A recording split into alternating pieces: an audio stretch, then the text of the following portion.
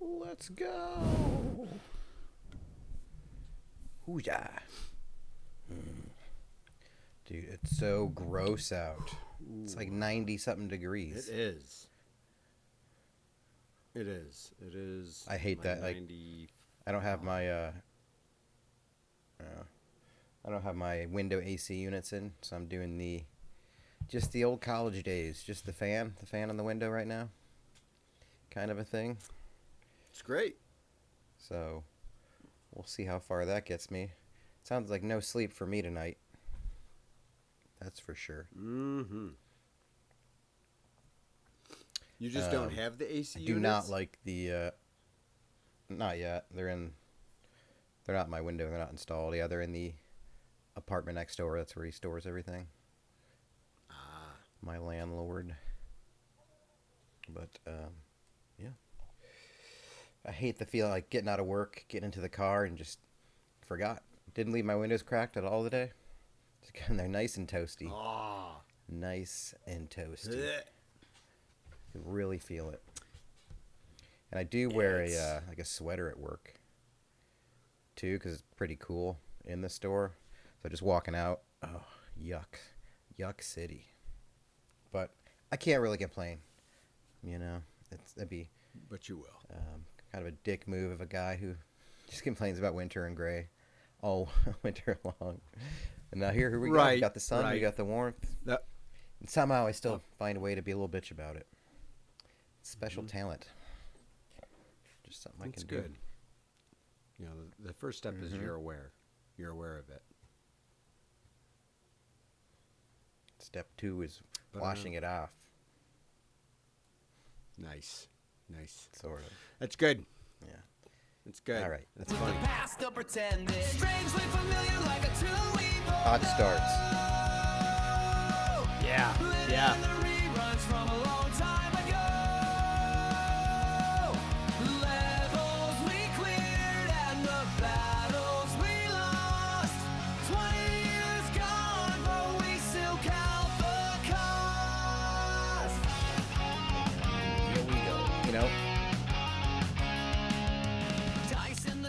I was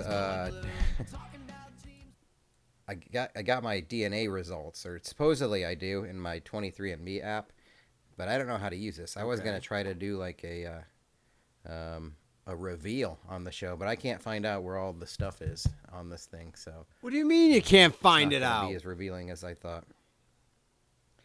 Here's one question. I have here's a fun fact. Hey, Matt, you have more Neandrathal DNA than 14% of other customers. So does that mean I'm in the 14th percentile? Is that what that means? Yeah, why would... Or it's just I have more than the norm? But that's not more than the norm. I do have some Neanderthal in me, though. That's cool. I don't know if you can tell by the size of my forehead. Read the stat again. My nose. Hey, Matt. You have more Neanderthal DNA than 14% of other customers. That's weird to say, to use more than, but give a number less than 50%. Who's writing this shit?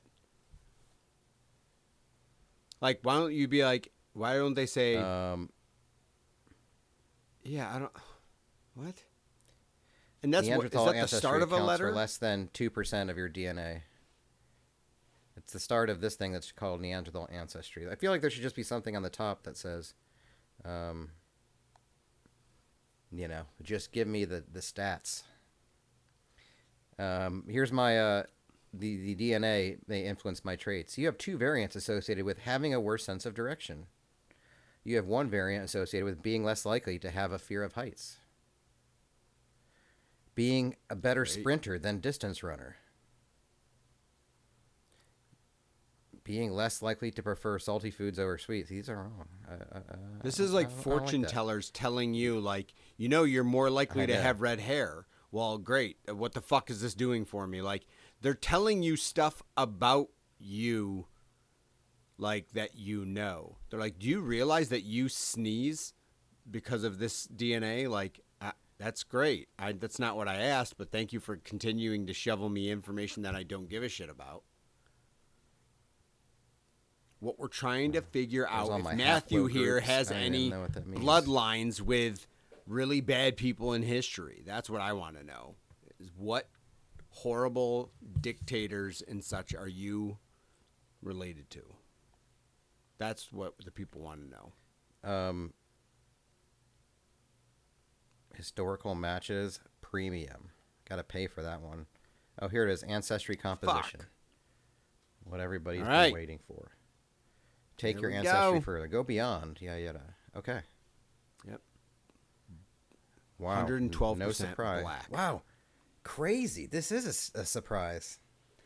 So the leader in the clubhouse, British and Irish, with English being 39% and Irish being 4.7%. So that represents South England, Southwest England, East Anglia, Yorkshire, all that shit. I don't even know what that is. Wow. What a shock. I feel surprised. Hello, governor. Did not see that coming at all. You're governor. Now I can say that. I can talk like that. Now it's not racial appropriation. 29% Italian and Maltese, Southern Italian and Northern Italian. 25% Central and Eastern European. The 24 include Southern Polish, Czech, Hungarian, Slovak. That I knew about. Polish, Belarusian, Ukrainian. And a tiny bit of Western European, 0.5. 0.2% Norwegian. And 0.2% Portuguese, Spanish. What? Wow, what a shock. I don't agree. I don't like this for me. There you go. There it is. Wow. It's not how I feel. I don't feel that this is my ancestry. Yeah, it's not how I don't. Parental inheritance. What does this mean? Oh. Okay. Well, that's something. DNA relatives. Mm-hmm. I don't know how many you get. Oh, edit your profile. Man. Show my ancestry results. Wow, this is a whole bunch of stuff. Put a face with a name. All right, this will be homework for next time. English. Wow. English over Irish. Very surprising. See, this is what's going to happen is I'm going to tell my folks that, and they're going to be like, no, that's not true. No. Yep, I was just going to say, and that's when older generations go, well, that's wrong. Okay.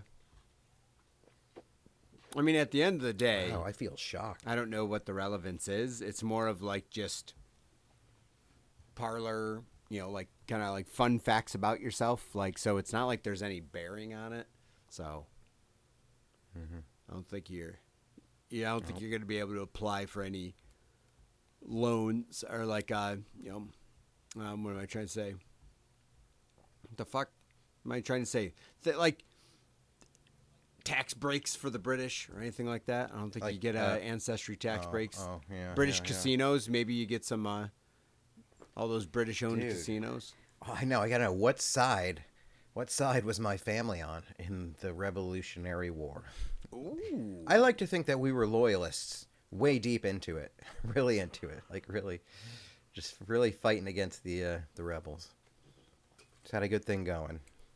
Redcoats forever. I was going to say, get yourself a nice Very red coat. shocking. Now wear it with pride. Shocking, but that shock's going to wear off pretty quick. Probably by the end of the show. Can you hear won't me? Be shocked anymore. I can hear you. Oh, hello. Okay. Hello.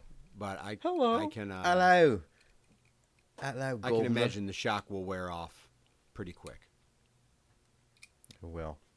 Not excited. It's weird because, like, I guess that's weird. It's like no attachment to it per se. Like I didn't have any knowledge of that in my family. Like I knew Ireland was tied in, but yeah, the British must have been a lot of migrating going on in my family genes. A lot of moving to and fro, a lot of boning all over Europe. But hey, that's cool. It's in the blood. That's how it works. Oh, boy. But now I explore it? Oh. Is that it? Is that the end? Do I just kind of take it take it on the chins. I mean, maybe. And just I don't see myself like racing out to buy a ticket to go to Yorkshire to really feel, my family's roots. But maybe it would. Maybe just a little dipping my toe in the River Thames would be very meaningful for me. It's weird because I never think of like UK, England seems like the last place I'd ever want to visit. Like if I travel internationally, because I feel like it's just America too. Really should be America Senior in a way, but you get what I'm saying. It's just, I don't know. It's international travel with training through wheels. it. Yeah, it's a lot to process. A lot to process. I mean, it's just the reality. You've been lied to your entire life, and that's okay. We found out that everyone's a liar. That's probably what it is. I've been misled intentionally. Yeah. What's happening? What's the haps? How you doing there, birthday boy? Feel old. Just reached a new milestone. Decrepit. Yeah. 43. It's a big one. That's a bit. Yeah, a lot of people talk about 43. It's memorable. I literally can't think of anything that has anything to do with 43. But it's not even like anything I can reference to 43. Yeah. I mean, it's tough. I don't like birthdays. You never think there's gonna come the day where you're like, I just don't care about birthdays. But I mean, I got to hang out with some people at the brewery, so that was nice. I like socializing, so people came out, so that was cool. Most people that we informed we were going to do something was good. But usually the route is have people over at the house. But the problem with that is that it ends up just being like too much planning. And I don't want to do that. I wait. I don't want to plan and like host when I'm trying to enjoy myself, like, and not do things and not have like expectations of me. So we decided to just it's more of a, hey, we're going to be at this brewery. If you show up at the brewery, you'll see me. And that's it. And we'll bring, and we'll have I might snacks. leave, or I might leave before you, and that's okay. Like I'm not committed. But yeah, we were there for about almost 6 hours. So yeah, I think about at the end of the day, I think about 15 people showed up. So good crowd, sizable crowd. Brought some trivia cards and stuff like that. So I'd like sit around and play easy trivia game naturally.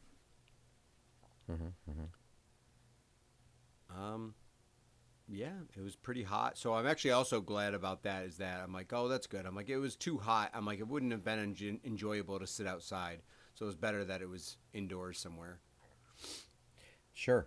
What's fun that we could do now is now that we're both 43, we can look at all the famous people who died at 42 who we've now outlived. Yes! Just really celebrate it. We can celebrate it. Hell yeah. All right. Robert F. Kennedy, Senator, assassinated. We did dodge all assassination attempts in our life so far. Yeah. As far as I know. Elvis Presley. If he's the king and he died at 42, yeah, that makes me a king.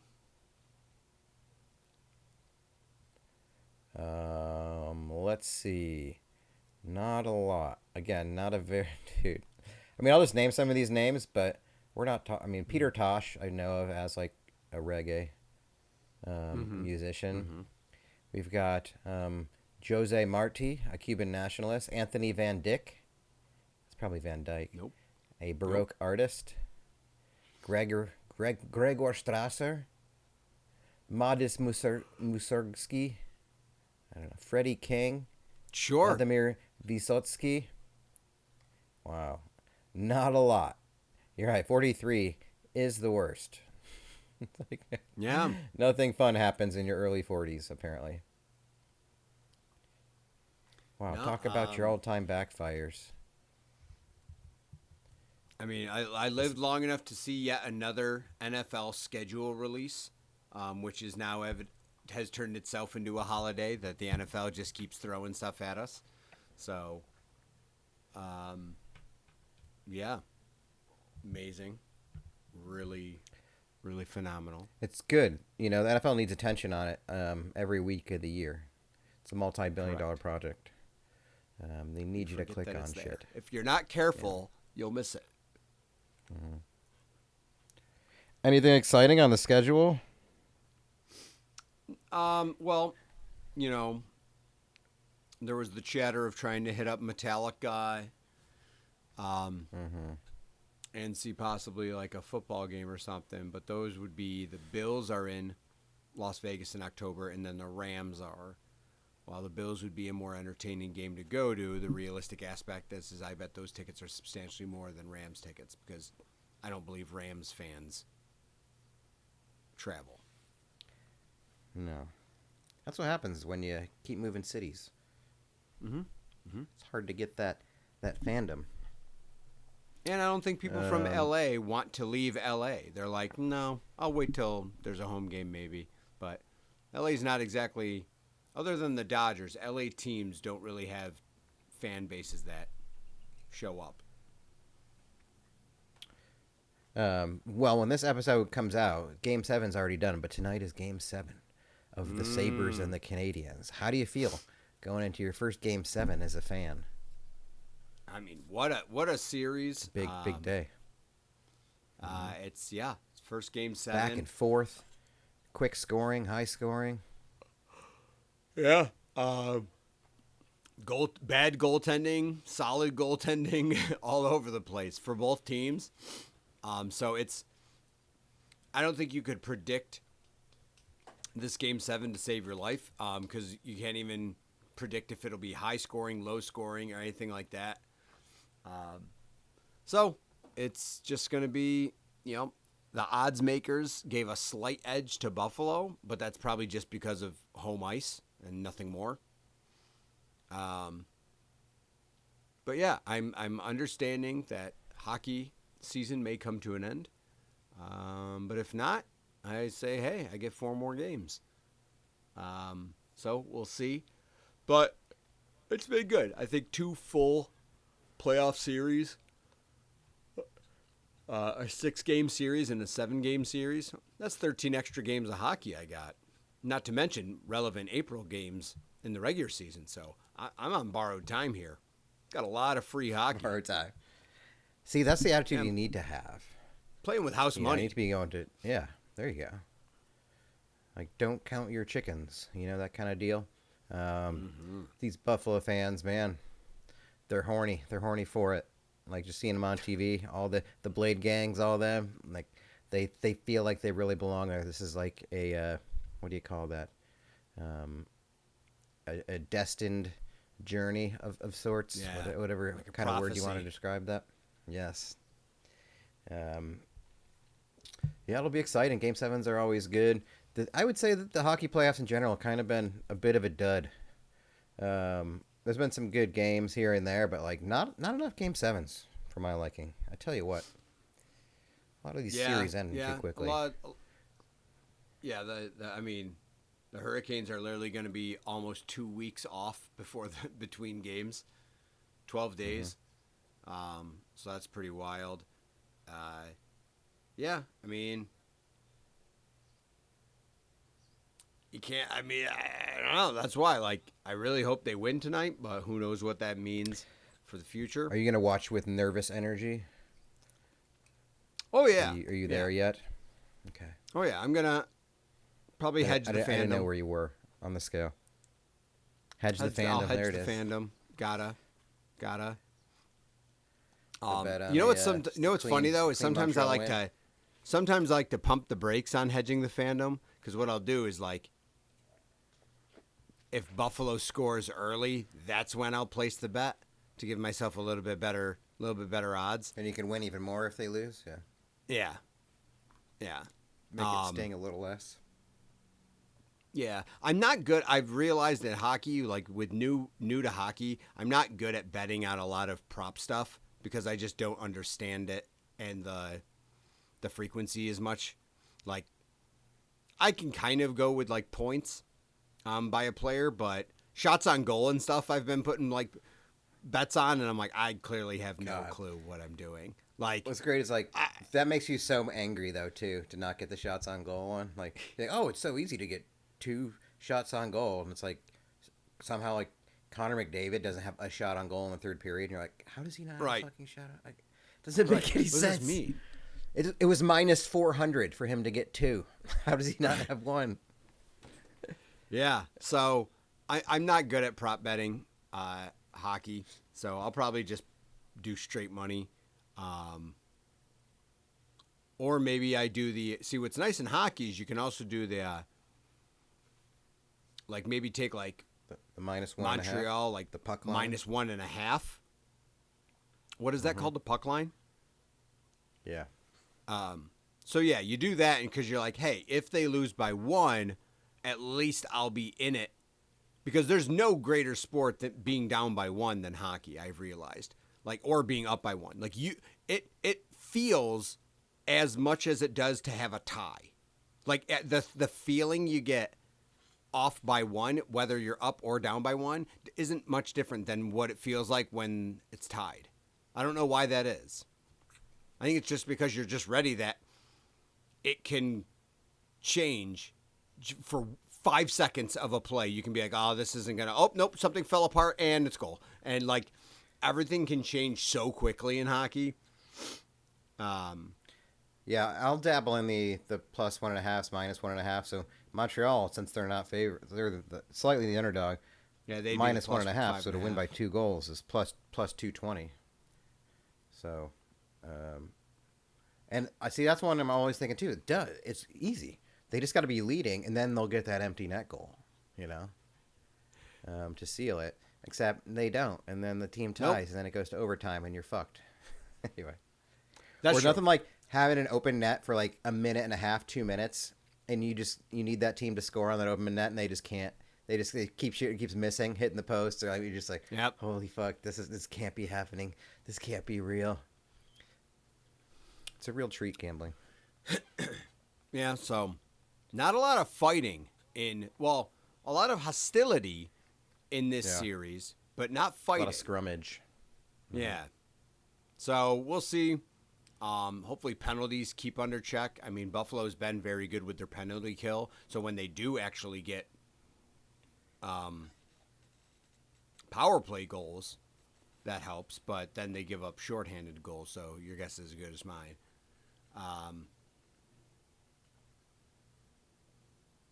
Yeah, we'll see. We'll see. It's exciting. No predictions. It'll be packed house. Yeah. It'll still be the Avs and Hurricanes in the Stanley Cup Finals anyway. Those teams are just too good. This is all for nothing, really. Yeah. It's all for nothing. More it's free all hockey. Meaningless. That's the spirit. It's all 40% English, That's how much it matters. Do you ever? I check my fly a lot at work. I think now I do it too much, but only because I've gone to work a couple times in the last year and I forgot to zip up my fly, like after I tucked into my shirt or whatever, getting ready for work. And nobody ever says anything to me, but I usually find it looking in the mirror. So now I'll oftentimes check it, and now I'm like trying to check myself on checking it because I'm like, I think I do it. I think about it when like I get out of the office and start walking because I'm like, oh, I don't want my fly to be open. So to avoid my fly being open, I grab at my crotch while I'm walking around. Essentially, sure. Good. Slip a finger in, feel the zipper. But it's like there's no clean way to do that. Really, there's no easy way to just kind of to check it without just I'm not gonna look down like a toddler. Like it's something new, but it's like just go down. Just feel for some zip. I'm like, God, that's going to get me more in trouble than just having an unzipped fly, as I think at some point in my life. Like just making eye contact with the wrong person. I don't know. Do you I guess I'm just wondering if does anybody do that? I check it at least once a day. check to make sure I'm zipped up. Go for the feel when I'm like probably out in public or something like that. I'm pretty convinced my fly like gradually unzips because I'm like, how could I have forgotten to zip up after like taking a pee or something? Like, it's so confusing to me every time my fly's down. I'm like, how did this happen? Like, I feel like I'm irresponsible, or like, I'm like, how am I this preoccupied that when I'm done peeing, I just go like, all right, here we go. So I don't know if zippers gradually fall down or what, but I mean, that being said, it's funny that you recognize that you do it all the time, yet you still choose to leave your office before checking, where you could just check in your office when you stand up. Now it's just like a habit of like checking it. But I don't know. I don't know how I forget. That's the thing. Like it's usually more in the morning. I guess I tuck my shirt in, do my belt up before I do the fly, and then I'm just in a rush. I don't know. Like, I don't have a full body mirror in my apartment. Maybe that's unusual. I really just have like the bathroom mirror, so I can't really check from the waist down. You don't button the pants, then zip, then buckle. You'd think so. I don't know where that goes wrong. I don't know what happens in between that and the. I really don't. Okay. So I buckle, and then I don't know why I do the belt first sometimes. It doesn't make any sense to me. No. I'm not sure about that. Maybe you should just wear sweatpants and just eliminate the fly.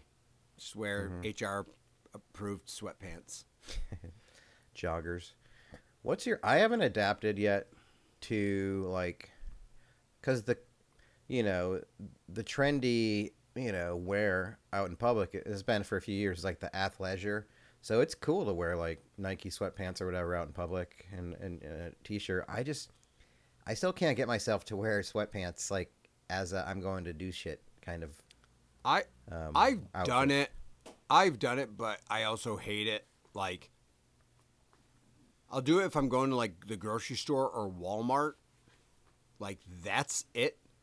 I won't go to like anywhere else in public wearing that stuff. But I also, like, I'm not a fan of, we came from the generation more so like when we went to college and stuff, like it was sweatpants didn't have cuffed ankles, right? And so cuffed ankles are so awkward to me. It's awkward. It's awkward to wear at home. It's awkward to wear out.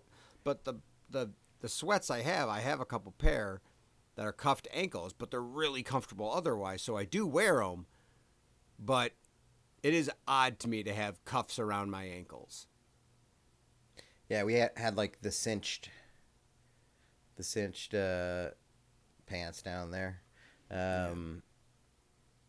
It's the first thing that I do when I come home is put sweats. I love them. I love wearing it. Just maybe I associate it too much with just being inside and being home that I don't think about going out. And for some, it's just, I think it's the feel. Like, you put your phone in like a sweatpant pocket, the way it's just hanging in there.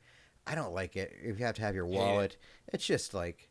Hate it. Phone falls out. If I get in the car, phone falls out of my pocket. Yeah. It's like angled and it glides right out and stuff. And then it falls between the seat and the console. And then I'm getting mad. I'm frustrated. Probably going to get into an accident because of it. Yeah, I'll be honest with you. Sweatpants, not as good as advertised. Not as good as advertised. Do you wear sweats in the summer? Probably not. I mean, now that it. Like today, now I've just got shorts on. But I'm one to... I'll crank the AC when it's going. I like it to get a little chilly, so I can wear my sweats. My ideal temperature, even in the summer, is cooling it down so that I still have to wear a blanket, maybe throw on a hoodie. Like, that's ideal. Spare no expense for me. I earn it. I earn my AC. I work very hard for it. It's one of my life's great pleasures and joys. And it cannot be contained. Wow. Didn't realize you had such a connection with air conditioning. It's great. It's beautiful. So I don't even remember why I jotted this down, but I made one note for the episode today, so I'm going to contribute in this fashion. It says, I'll read it. Again, I kind of know what the context is, but I don't remember exactly what happened. How do we still have unknown numbers? I should know exactly who's calling me. So clearly I got unknown caller, and I don't understand in 2026, how have we not progressed as a society that my phone just like I should be able to tell who's calling me at any time. Why is there anonymity involved when I'm receiving a call? That doesn't make sense. No one should be able to call you anonymously. Our phones, we have the data. Like the data exists. Someone's knocking at your door. Yeah. If they knock at your door, ring the doorbell. Who is it? Not telling you. Right. You expect me to answer? No.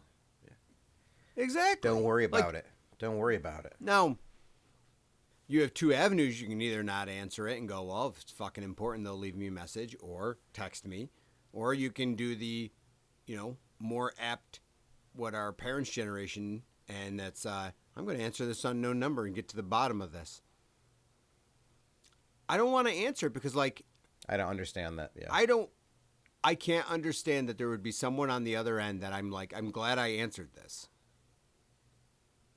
And it's like, is it unknown because they're blocking it? Like, the technology's there. We can track the number. No, because it's not even like unknown number comes up. Like, it's a phone number that comes up. So it's not being blocked. Okay. But why doesn't my phone just have the data of what that number is connected to, whether it's a person, a business, or anything? If I see 315 or 716 or 856, I get the general area it's coming from, but also bullshit scams can come from any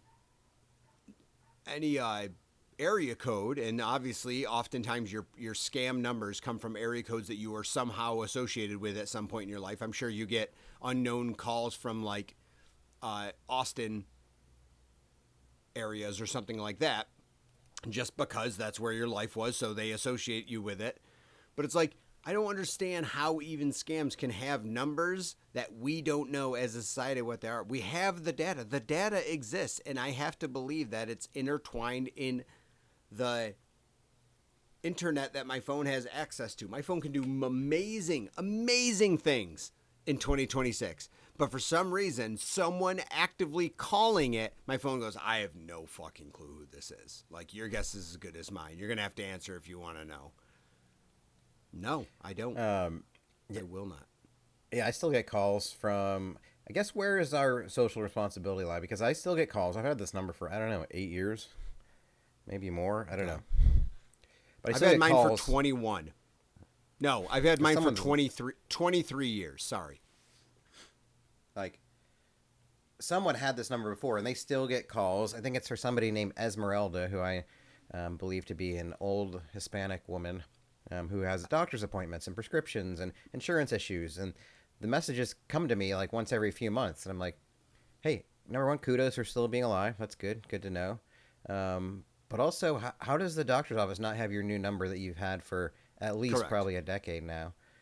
So where does my responsibility lie? I never answer those. I never reply to the messages. When somebody's like, we have important news about your prescription, please call us back. I'm like, it sucks to be her. That's not my problem. Give them the right phone number. No, absolutely. There's no social responsibility on part of that. No, I agree. There's nothing that you have to concern yourself with. That person's not controlling their life. That's not your social responsibility. Yeah, because I wouldn't expect anyone to contact me about someone trying to reach out to them. I just phone contact's antiquated as it is. Send me an email. Send me a text. Do you do? For some reason, last week I had an Amber Alert pop up on my phone. I know the reason why, because a child is missing. But I have those turned off on my phone. I don't want to hear about it. It's a bummer. I don't need that to ruin my day. How do you turn off Amber Alerts on your phone? You can do that? I don't know. Somewhere on there. But one came through. So I don't get any of them. I haven't in years. And this one snuck through. I assure you, I haven't seen your kid. I'm not even trying to see him. And then I sort of got guilted into being like, well, why don't you, you could help. And I'm like, I can't. Has anybody ever been saved from an Amber Alert? Do we know this at all? What's the research on that? And it's not going to be me. I tell you, it's not going to be me doing the saving. That's for sure. Or the finding. Am I a jerk? Well, I'll tell you, if I'm driving on a highway and the highway has like the amber alerts and it says like keep an eye out for this vehicle with this plate, I'm always like, oh man, I hope I see it. Like, boy, did they turn this drive into a game of hope, where they'll be like, oh, keep an eye out for a silver Toyota sedan with this plate, Pennsylvania plate, and you're just reading, you're like, I'm looking around, I'm looking at, I'm like, is that silver? Is that a silver Toyota? I'm like, no, it's a gray Ford. Fuck it, I'll call it in. Like, I just start reporting everyone. I'm big. I just, it was something kind of like that, so I just wanted to call you guys in. I was made to feel kind of jerkish for not allowing those to get onto my phone, but I really don't think it's gonna matter. I'm sorry, it's already too late when it's happening. You know what? I know where they are. They're with their other parent. That's where they usually are. It was a kidnapping that's coming from inside the house. That's what always happens. It's somebody related. We know. Don't get me involved in detective work. I'm not getting paid for it. Matt does not care about your missing child because it's always a scam. I was thinking about the radio this week. Sure. The old radio. I think I heard a song on a reel, and I was thinking it was like a Rage song, and then I was thinking of Bulls on Parade. And I was like, holy shit, I remember when that was out on the radio. Like, how many songs do you know now that you first heard on the radio? And it was like there's these just all-time classic songs now that exist that the world knows, that some people karaoke. But at one point, you didn't know them, and you heard them for the first time on the radio. And I was like, I kind of was feeling nostalgic for that experience. But do you know... I don't know. I was trying to think, like, what were some of your favorite songs to hear on the radio? I guess is where I'm getting at it. Like, that you wanted to hear, or, you know. It was weird because you could hear songs multiple times throughout the day. Yeah, and I didn't buy music until, I started buying music in high school, really. To the point where, like, right, a lot of the times the source was still like, oh, I love when this comes on the radio. So obviously you're buying like a CD here and there, but you're not regular. Like, most of the music you're listening to is on the radio still. I would say one that stands out, and actually I'll tell you two that stand out, and it's weird because I feel like they came from like the same time frame, middle school for us. And one was "Cake the Distance." Every time that would come on the radio, I'm like, oh, my song's so weird. I'm like, but I like it a lot. And then the other one is Flagpole Sitta by Harvey Danger. I always enjoyed when that came on the radio. I was never going to buy the CD. I didn't know that they had any other songs, but it was like, yo, when this song comes on, I'm like, it's just such a bopper that I always enjoyed hearing it on the radio. Loved when it came on. God, that's a good way to think about it, is like a song you didn't purchase or didn't have, but just you only heard it on the radio. Yeah. Yeah, for some reason, like, Rage was the one that I was thinking about, because I don't think I ever had the Evil M. No, I'm stupid. I did have that CD. I'm dumb. I did definitely have it. Yeah, and the other one, like, Bush. The song "Little Things" by Bush, I loved when it came on the radio for some reason. Like, just the crashing down. That one. Pretty solid. Kind of hearing, like, Basket Case, Green Day on the radio. Mm-hmm. Like, it's such an all-timer now that just knowing, you just hear it. Or Buddy Holly, Weezer. That year, anywhere from 94 to 95, most of that catalog, anything that came out. Ace of Base, All That She Wants Is Another Baby. Love that. Love that song. Wow. When it came out on the radio. I'll tell you one that I didn't like hearing on the radio, and I would always turn it because I'm like, I just don't, this song weirds me out. Like, there's songs that are just make me feel uncomfortable, whether it's the tones they chose or whatever. One was Bush, Greedy Fly. Hated hearing it on the radio. Just didn't like the accompaniment. Didn't like I don't know what about it, but the sound of that song always rubbed me the wrong way, and I'm like, I don't want to listen to this song. You know, ones I feel like everybody hated until they bought the album. Like, whenever, like, because Pearl Jam 10 came out and was a huge hit. But from then on, every single that came out from Pearl Jam, everybody's, like, really excited to hear. It's like, oh, new Pearl Jam comes out. The song plays on the radio, and everybody's like, meh. I don't like that. You know, like, there wasn't a lot of, like, radio hits for Pearl Jam, I think, after 10. I mean, there was some popular songs, but it's like, they were definitely an album band. So I always distinctly remember whenever they had a new song come out, I'd hear it and be like, that one's got to grow on you, I think. That one doesn't hit me off the bat. I'm back. I do like that Smashing Pumpkins, the Bullet with Butterfly Wings, maybe overplayed, but god damn it, that was a good one. Tonight was overplayed, but I did enjoy it for a long time. Trying to think of some other ones. One I did not like was Sheryl Crow. What is it? Wake All I up Wanna the Do? or no? Soak Up the Sun? Gonna wake up the sun. Something. What is it? I'm gonna Soak Up the Sun? Soak up the sun. Yeah. Because when I was in college, I had, of course, a radio alarm clock.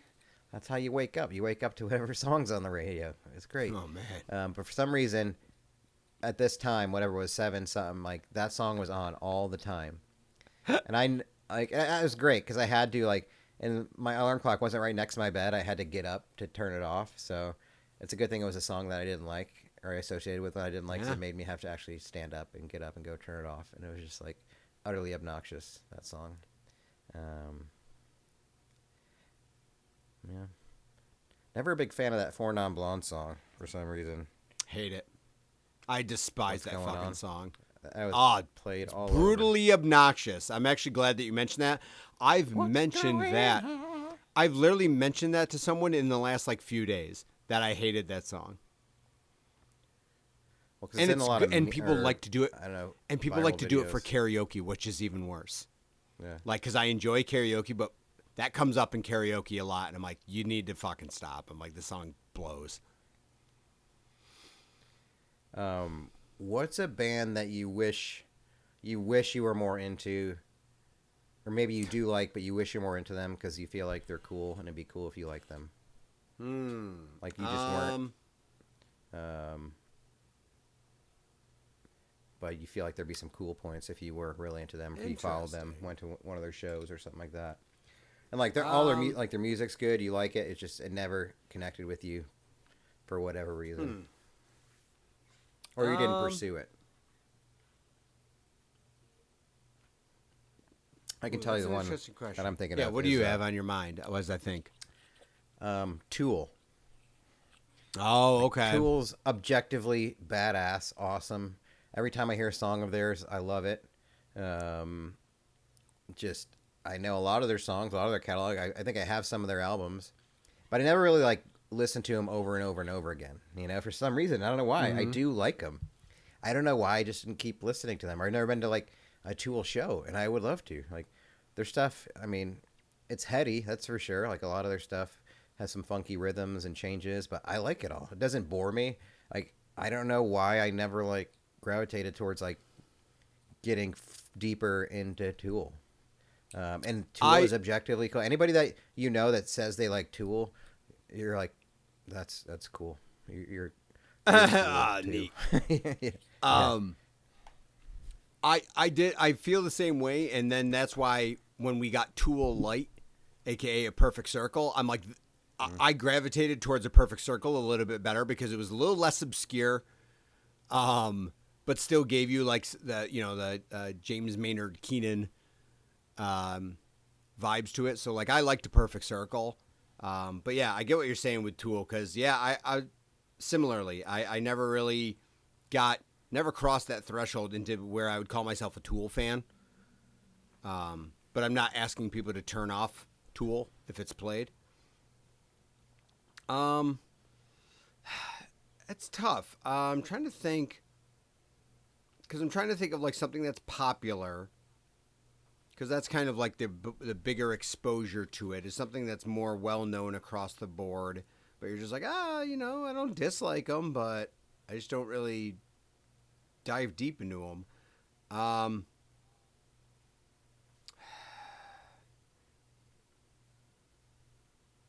That's really fucking tough. Because it's out there. There's definitely those bands for me. You don't have to have one. It's okay. I do. I do have to have one. Maybe like Rob Zombie. I like Rob Zombie songs, but like I've never listened to a Rob Zombie album where I'm listening to the non-radio songs. But I enjoy any Rob Zombie or White Zombie song that's ever been on the radio, I enjoy. Like, enjoy that it's on, happy that I'm like singing along to it and stuff, but I've never sat down and listened to a Rob Zombie album. I know that his live shows, I don't know to what extent they are now, but I've always heard from people that have seen him live that his live shows are very extravagant, big stage presence, theatric, chaotic, and stuff like that. So all signs point to me enjoying Rob Zombie, just never got there. It's funny, I've probably seen more Rob Zombie movies than I have listened to Rob Zombie albums. I do. Yes, I have seen, I think, all of Rob Zombie's movies. I did. Yeah, I liked White Zombie, More Human Than Human. That was a killer song in the early '90s. That one delivered for sure. That's solid. And I was thinking, like, in a way, I was like, I wish I was always more into Slayer, because Slayer's cool. And I was like, I don't think I do, though. Like, Slayer's who they are. I think I never got into them because I wasn't into that. Like, some Slayer songs are dope. Some of them are like, is this a song? Am I just a bitch? I don't get it. Well, it's hard with metal too, because metal you always like question yourself because you're like, oh, am I just a poser? Like, do I actually not like metal because I don't like? So that's tough because I have that with, definitely with Slayer, but even like Megadeth. I know a handful of songs, but I've never sat down and listened to Megadeth. The same way I do many other bands. So, that's two of the big four right there that I just do not listen to. I keep telling myself though is that like it used to be growing up, like when you were a fan, you knew all the songs and like you sang along and like everything like that. And I'm like, you don't have to do that. You can just listen to music objectively and be like, I'm going to listen to this album today. I'm not going to know the lyrics and I'm going to kind of be doing something else while I listen to it. But it's okay to do that. Like, it's okay to enjoy just what I would call the ambiance of the band, which is just like, I'm just going to throw this album on and here's some stuff that I don't really know, I can't sing along to. And so I've kind of like tried embracing that with like live music too, is like, you can go to a show and not know the music. It's okay. Like, I used to like be like, oh, this band's opening, I gotta like listen to their like 3 albums before I go to this concert, so I'll know all of the songs when they come on. Why? It's okay to not. So gotta treat music more like that. Yeah, I've been doing like when new albums come out. Like, there's a new Foo Fighters album that just came out in the last few weeks, so I just listened to it once. I think I saved one song and put it on my liked, but I'm like, will I ever listen to it again? I don't know, because I have the Foo Fighters album that I like to listen to through all the way through, and like, do I give it another chance? Because a lot of albums you need to listen to more than once. So I'm like, but will I do it again? I don't know. Like, I'm trying to understand what my criteria are for like listening to an album the second time. Like, does there have to be like a couple bangers on it that hit with me right away, or do I need to be in the right headspace to be able to listen to it? But it's very bizarre now to just one time, one and done, an album. And then just do it. It's pretty common now, like behavior, to just check something out, see if it hits with you. The real way I think to do it would be is drive a long distance and listen to it a couple times on the same drive. Like, let it go through once, go like, oh, I remember this song when it went through the first time. Like, that's what I should try doing next time, is pick an album I've never listened to and just listen to it multiple times on the same drive. But you're right, too, because, I mean, part of it is you're like, there's no way I'm giving my full attention to it either, so I'm just like, No. My head's somewhere else, and this is just the background music to my background thoughts. It's just a combination of background things, and nothing's really at the forefront of my mind. I'm just doing something like going for a walk or in the car, at the gym, and it's just ambient noise, and I don't know why I'm trying to connect with it. I guess I'm not, and that's okay. Maybe I'm just using this conversation to say, it's okay, Matt. You don't have to listen to the whole album or all of it, or listen to it again, or like it, or make a decision about it. It's just weird. It's just, that's also like the culture of like Spotify. It just enables that. Like, I didn't pay money to get a new record or an album. Like, I mean, I pay for the subscription, but I didn't like pay $18 for a new album that I better like beat into the ground by listening to it. So it's like, just that kind of balance to it. I can just check in and out of it whenever I want to, add it to a list, check it out whenever I want to. Yeah, man. A CD used to a CD, you basically could be like, I worked 5 hours to pay for this fucking CD. I'm going to listen to this CD. God damn. Yeah, you're right. At $5.15 an hour, $5.20 an hour. You know? Yeah, after taxes and stuff, you're literally talking, dude, you worked 5 hours to buy that CD. God damn, that's so crazy. Mm-hmm. Yeah, we used to get very, very underpaid. Or your pro, I don't know. I mean, 5 and change per hour ain't a lot, that's for sure. No, it's not. I think that's a good wrap up. I'm content. I'm okay with this getting to where it went. Didn't really bring the noise today. It was a long day at work and it's hot, so we got to get used to the summer, you guys. Got a big hockey game tonight too. That's also part of summer. Sure. One of my favorite parts of summer is Stanley Cup playoffs and hockey. Now, are you off Memorial Day? Do you have off for the day of Memorial? Mm-hmm. Wow. I do. Wow, okay. Samesies. Yep. So that's coming up, this week. Yep. Yeah. Taking a halfie on Sunday, Friday. Monday. So it's going to feel like I'm going to be out of work forever. Leave at noon on Friday. And it's going to be raining the entire weekend, according to our forecast. So I'm going to be doing probably a lot of like watching TV and gaming because I got nothing else to do. Excellent. America. That's how you do it. Mm-hmm. Celebrate all the men and women that brought us the great freedom to get mad at Fall Guys on a rainy Saturday afternoon. It's true. That's what it's all about. All right, everybody.